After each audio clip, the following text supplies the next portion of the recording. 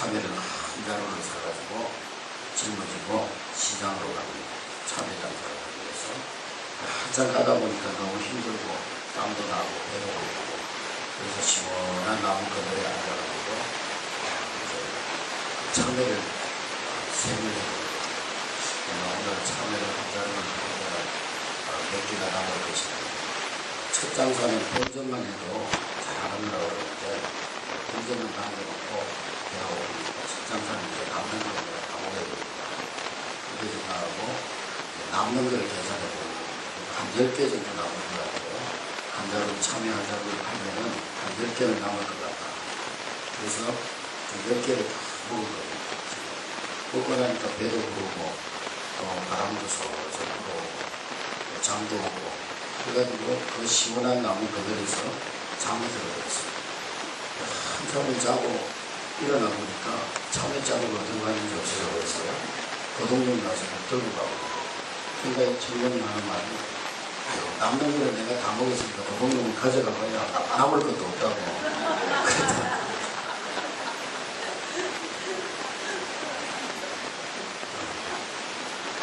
열매를 거두는 풍성한 가을입니다. 여러분 인생이 혼전도 못하는 인생이 되지 마시고 이 가을에 풍성히 거두는 복된 가을 되시기 바랍니다. 한번 따라하겠습니다. 풍성히 맺는 이랄처럼 한 왕이 신하들을 시험해 보기 위해서 이제 신하들을 넓은 들판에 세워놓고 이제 테스트를 합니다. 너희들이 지금부터 해지기 전까지 달려가서 이 눈에 보이는 땅들을 다 금을 그어가지고 돌아오면은 그 너희들이 그것에 들어온 그 모든 땅을 너희들이 주겠다.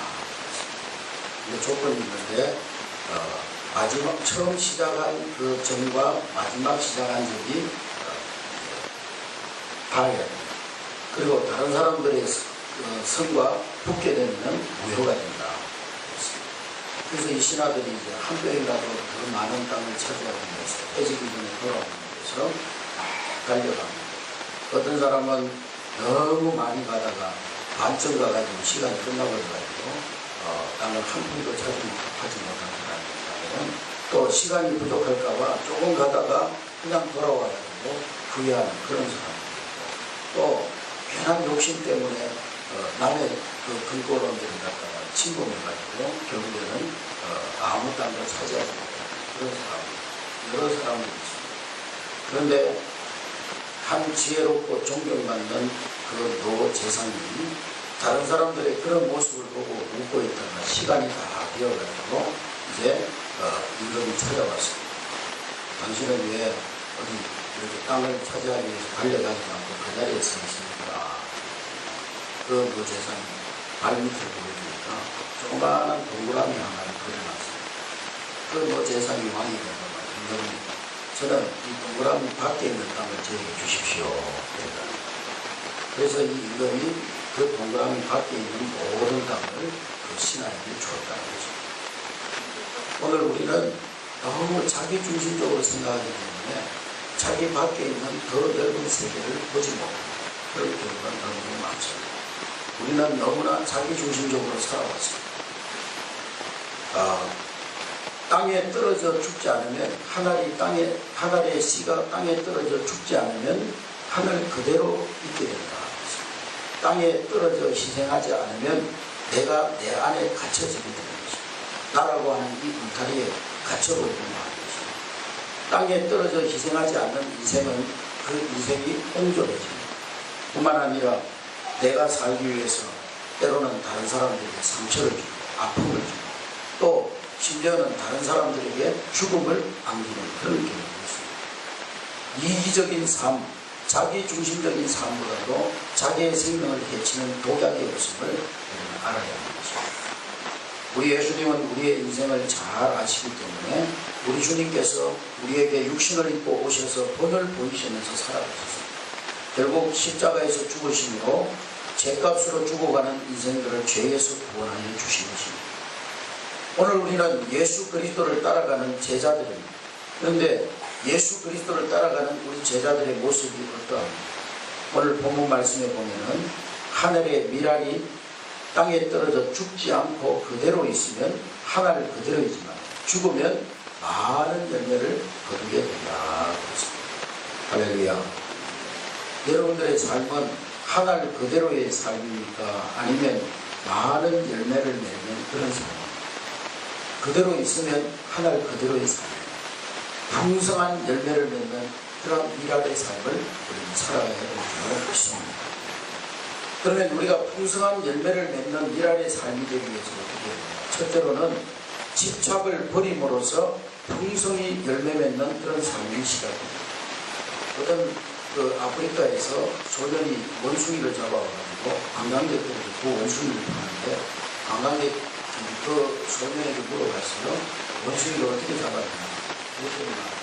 원숭이를 잡는 방법이 병에다가 호리병같이 생긴 들어가는 입구는 좁고 안에는 넓은 그런 병에다가 원숭이가 좋아하는 열매나 또 땅콩이나 고구나 이런 것을 넣어가지고 거울에다가 딱 놔두면 원숭이가 그것을 냄새를 맡고 거기 온다는 거예요. 그래서 원숭이가 그 병에다가 이제 열매를 가져가지고 손을 집어넣는 이렇게 집어넣으면 잘 들어가요. 거기서 열매를 딱 잡으면은 손이 이제 주먹을 쥐어주면은 병이 빠지지 않아요. 그래서 그걸 막 빼가고 원숭이가 막 몸부림을 치다가 결국에는 거울에 걸려서 잡히게 됩니다. 그걸 놔버리면 그냥 쑥 빠져버릴 텐데 그걸 놓지 않으려고 막 몸부림치다가 결국에는 잡히게 됩니다. 오늘 우리의 인생도 그런 인생들이 많이 있습니다. 집착을 버리고 포기할 줄 아는 사람이 남도 살리고 자기도 사는 그런 풍성한 삶을 살게 되는 것입니다. 할렐루야. 그러므로 참으로 얻기 위해서는 버리는 데 용감해야 되는 것입니다. 우리 예수님께서는 목숨을 버리면 다시 얻는 것을 아셨기 때문에 십자가의 길을 믿음으로 걸어가시는 것입니다. 오늘 우리 사회가 왜 혼란스럽고 안정되지 못합니까? 서울시장이 재선을 한 지 지금 1년밖에 안 됐는데 그 자리에서 내려오고 교육감 된 지가 얼마 되지도 않았는데 또 시끄럽고 혼란스럽고 왜 그러한 이 사회가 혼란스럽고 안정되지 못합니까? 집착을 버리지 못하기 때문입니다. 오늘 본문 말씀에 보면은 자기 생명을 미워해야 한다는 그런 말씀이 있습니다. 그 말은 무슨 말입니까? 뭐 자기를 미워하고 자기를 학대하고 자기를 멸시하고 그렇게 하라는 말씀입니다. 사람에게는 누구나 자기 목숨보다 더 소중히 여기는 것들이 있는데 그것이 어떤 사람에게는 물질일 수도 있고 또 어떤 사람에게는 쾌락일 수도 있고 또 어떤 사람에게는 학문일 수도 있고 지위일 수도 있고 또 어떤 사람이 심지어 자존심, 그 알량한 자존심일 수도 있고 자녀일 수도 있습니다. 그러나 우리가 가장 먼저 추구해야 할 것은 우리의 이익이나 우리의 명예가 아니라 하나님의 나라와 그의 의를 추구하는 것입니다. 그래서 마태복음 6장 33절에 보면 너희는 먼저 그의 나라와 그의 의를 구하라. 그리하면 이 모든 것을 너희에게 더하여 주리라. 할렐루야. 하나님의 나라와 의를 구하는 거기에 모든 것 더하여 주시는 하나님의 축복의 은혜가 있다는 것입니다. 그래서 예수님께서는 너희들이 목숨처럼 소중히 여기는 이 세속적인 것들을 미워하라는 거예요. 거기에 다 얻는 비결이 있다는 것입니다. 여러분, 하나님의 미랄이 되기를 원하십니다. 그렇다면 자기의 목숨처럼 아끼고 사랑하는 것들을 주님의 십자가 앞에 내려놓으시고 그런 저와 여러분이 될 수 있기를 주의 이름으로 축원합니다. 내가 예수를 믿기는 하지만은 이것만은 내가 포기할 수 없다. 나는 이것만은 내가 결코 포기할 수 없다. 생각하는 그것까지 포기할 때 그때 하나님께서 우리에게 풍성히 열매내는 그런 삶으로 인도해 주시는 것 믿습니다. 두 번째로 풍성히 열매 맺는 삶이 되기 위해서는 주님을 향한 희생으로 살아갑니다. 미국의 그 하버드 대학에 가면 그 하버드 대학 내에 캠퍼스 내에 동상이 하나 있는데 그 동상은 하버드 대학의 창설자인 존 하버드의 동상입니다. 이 존 하버드라고 하는 사람 1636년에 영국에서 미국으로 건너온 이민 온 그런 목사님입니다. 이 하버드 목사님은 미국 신천지의 복음화를 위해서 목회자들을 신학생들을 양성할 그런 목적으로 이 하버드 대학을 설립을 했습니다. 자기의 모든 전 재산을 다 영국에서 전매해가지고 미국으로 건너와서 하버드 대학을 창설한 것입니다. 존 하버드 목사. 초기에는 이 목사들을 양성하던 이 하버드 대학이 지금은 세계의 수많은 석학들을 배출하고 수많은 인재들을 길러내는 그런 세계적인 최고의 대학이 되어졌습니다. 존 하버드라고 하는 이 목사님 한 분은 그 한 사람의 일할이 땅에 떨어져서 희생함으로써 인류 역사에 큰 공헌을 하는 그런 하버드 대학이 된 것을 알 수가 있는 것입니다. 모라비안 선교사 조지 스미스라고 하는 사람입니다. 이분의 소원은 아프리카 선교사가 되는 것이었습니다. 그래서 이 조지 스미스는 준비를 마치고 아프리카의 선박에 올랐습니다. 그러나 그분은 아프리카에 상륙해서 몇 달이 지나지 않아서 추방을 당하게 되었습니다. 복음 전하다가 아프리카 지역에서 추방을 당했습니다. 이분이 몇 달 동안 추방될 때까지 복음을 전해서 맺은 열매라고 하는 것은 너무도 미미한 것이었습니다. 그 아프리카 부족 가운데 결국은 여자 한 명을 전도해가지고 그 한 사람 회개시켜서 예수님 영접하고 하나님의 사람으로 삼은 것이 전부였습니다. 그러나 이 조지 스미스 선교사님은 죽을 때까지 아프리카를 향하여서 무릎 꿇고 그 아프리카 복음화를 위해서 기도했던 것입니다. 그리고 이 조지 스미스 선교사님은 젊은 나이로 하나님께 부름을 받았습니다. 그러나 100년이 지난 후에 이 조지 스미스 선교사가 심어놓은 하늘의 밀은 싹이 나고 자라나서 그 아프리카 지역에 13,000명의 그리스도인들이 거기에서 열매를 맺게 되어졌던 것입니다. 할렐루야. 심은 대로 거둘 뿐 아니라 수십 배, 수백 배, 아니 그 이상의 결실을 맺게 하시는 그 하나님의 역사가 이 조지 스미스 선교사 한 사람의 그 썩어지는 미라를 통해서 일어나게 하시는 것입니다. 할렐루야. 여러분, 희생이라고 하는 것은 죽는 것이 아닙니다. 우리가 희생하면 내가 없어지는 것이라고 생각하지만 희생은 죽는 것이 아니라 사는 역사요 살리는 역사인 줄로 믿습니다. 우리 한 사람이 죽어지고 썩어질 때에 우리의 가정이 살고 교회가 살고 이 나라 민족이 사는 그런 사는 역사가 일어나게 될 줄로 믿습니다. 스코틀랜드의 그 어려 선교사였던 리빙스톤이라는 이 선교사가 아프리카에서 온갖 위험과 고생을 겪으면서 선교하다가 본국에 다니러 왔는데 많은 사람들이 이 리빙스톤 선교사님의 희생적인 생활을 칭찬하면서 존경하면서 그렇게 우리 리빙스톤 목사님은 정말 희생적인 분입니다. 그렇게 칭송할 때에 이 리빙스톤은 나의 삶은 결코 희생이 아니다. 오히려 내가 복음을 위해서 삶을 드린 것은 희생이 아니라 특권이라고 했어요. 내가 하나님께 갚을 수 없는 빚을 진 그 사람으로서 내가 복음을 전하기 위해서 수고한 것은 희생이 아니라 하나님께서 나에게 주신 특권이다. 장차 내가 하나님 앞에 설 때 받을 그 상급과 칭찬과 면류관과 영광을 생각하면 내가 이 땅에서 수고하고 희생하고 섬긴 것은 아무것도 아니다. 뿐만 아니라 예수 그리스도의 그 십자가의 희생에 비교하면 내 이 섬김은 결코 희생이라고 말할 수도 없는 것이다.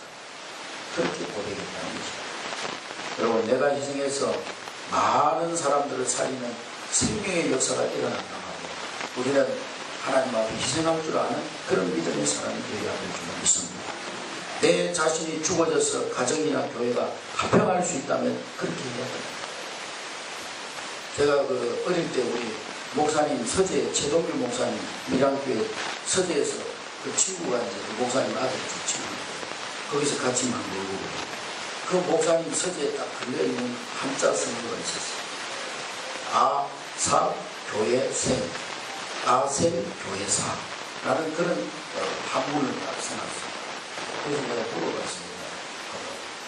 물어봤더니 뭐라고 하냐, 내가 죽으면 교회가 살고 내가 살면 교회가 죽는다. 그럼 우리 한 사람이 죽음으로 가정이 살고 교회가 살고 내 자신이 죽음으로 가정이 화평해지고 교회가 화평할 수 있다면 우리는 그러한 삶의 모습을 보여야 합니다. 내가 희생하는 모습 속에 교회가 바르게 성장한다면 반드시 그렇게 해야 하는 것입니다. 희생은 우리에게 풍성한 하나님의 축복을 가져온 특권임을 믿으시길 주의 이름으로 축원합니다. 마지막으로 주님을 따르는 섬김으로 풍성히 열매 맺는 그런 삶이 가능한 것입니다. 세상에 썩어질 것을 섬기는 것이 아니라 주님을 위해서 섬기는 것은 삶의 질을 아주 아름답게 높여줍니다. 26절 말씀에 보니까 오늘 요한복음 12장 26절 말씀 다 같이 읽겠습니다. 시작. 사람이 나를 섬기려면 나를 따르라. 나 있는 곳에 나를 섬기는 자도 거기 있으리. 사람이 나를 섬기면 내 아버지께서 그를 귀히 여기시리라. 할렐루야, 할렐루야. 오늘 말씀해 보니까 26절에 보니까 사람이 나를 섬기려면 나를 따르라. 예수 그리스도께서 걸어가신 십자가의 길을 따르라는 거예요. 그리스도의 고난에 동참하라는 거예요. 그리스도와 함께 고난받게 될 때 그리스도와 함께 영광받게 된다는 거예요. 할렐루야. 우리가 예수 그리스도의 부활에 참여하기 위해서는 예수 그리스도의 십자가와 함께 내가 죽어야 됩니다. 십자가의 죽음이 없이 어떻게 부활이 있겠습니까? 그리스도와 함께 영광의 자리에 참여하기 위해서는 그리스도와 함께 고난받는 우리가 되어져야 된다. 어떤 전쟁터에 나가는 병사가 전쟁에 출전하면서 내가 이 격전터에서 어쩌면 아무도 묻어줄 사람이 없을지도 모르는 이 전쟁터에서 내 시체가 앙상이 썩어서 뼈만 남을 때에 거기서 아름다운 꽃의 향기가 날렸으면 좋겠다. 그런 생각을 가지고 전쟁에 나가는 이 무명의 병사가 한운의 코스모스 씨를 안고 전쟁에 출전했어요. 코스모스 씨를 넣고 전쟁에 나갔어요. 무서운 전쟁이 일어나서 격전이 일어나가지고 거기에 전쟁에 참여했던 많은 사람들이 죽었어요.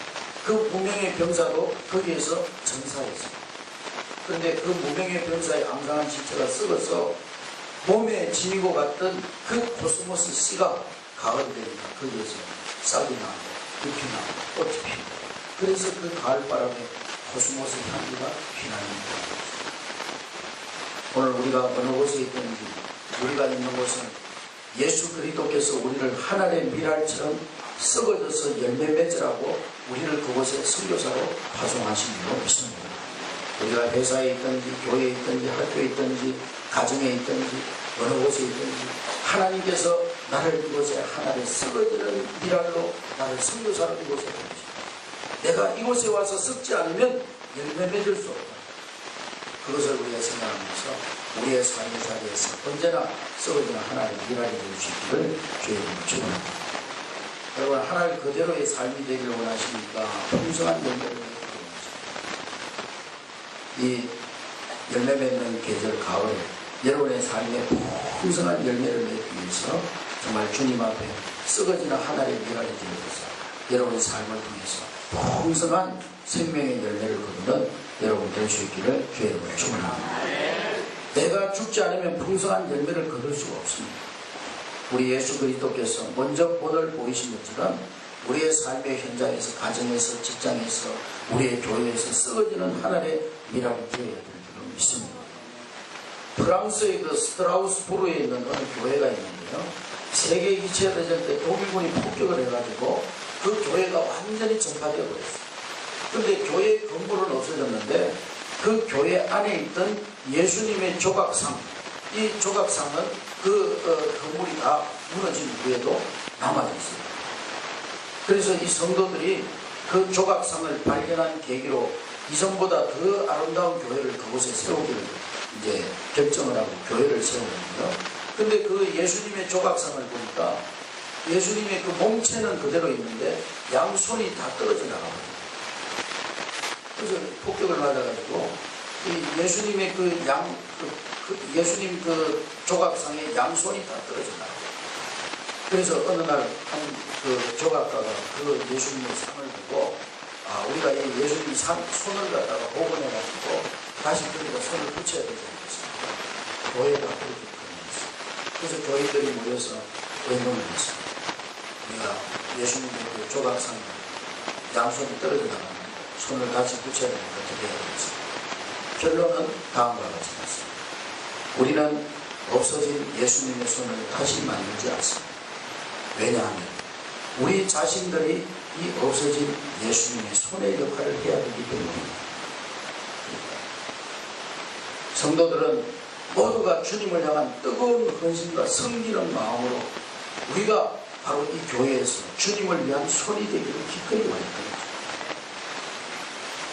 오늘날 우리 크리스찬들이 어떤 분이 통계를 뽑아봤는데요. 크리스찬들 가운데 주의를 잘 성수하는 사람 한 70% 된다. 하나님 앞에 온전한 11조를 드리는 사람 한 50% 된다. 그런데 한 50%가 하나님 앞에 온전한 11조 안 되놓고 온전한 11조 한 50%. 또 교회에서 성김과 헌신의 삶을 사는 사람 한 10% 된다고 해요. 전도하는 성도 한 5% 된다고 합니다. 그런데 놀라운 것은 100%의 성도들이 다 복음받기 원한다. 100%의 성도들이 다 복음받기 원한다. 그러니까 신앙생활을 이제 구신하고 떡이나 먹자 그런 식으로 하는 사람들이 개중에는 있다. 많다. 오늘 누군가의 잃어먹는 희생이 있어야 영광 없는 성김이 있어야 썩어지는 미랄이 되어야 교회의 부흥을 기대할 수 있는 거예요. 누가 알아주지 않아도 누가 내 이름을 불러주지 않아도 누가 인정해주지 않아도 아무도 섬겨주지 않아도 다만 그것이 예수 그리스도를 따르는 길이라면 묵묵히 이름 없이 그 길을 따라갈 수 있는 그런 하나의 미랄 같은 성도들이 오늘 우리 한국에 필요한 줄 믿습니다. 힘들 때, 오해가 생길 때, 영광받고 싶은 교만이 생길 때 그때마다 이름 없이 예수 그리스도를 따라가는 사람, 십자가에서 죽음의 잔을 마셨던 주님을 생각하면서 여러분이 썩어지는 하나님의 미랄이 되면서 풍성히 열매맺는 이 복된 가을이 되시기를 주님의 이름으로 축원합니다. 축원합니다. 다 함께 한번 기도하겠습니다. 오늘 주신 말씀 묵상하면서 기도합니다.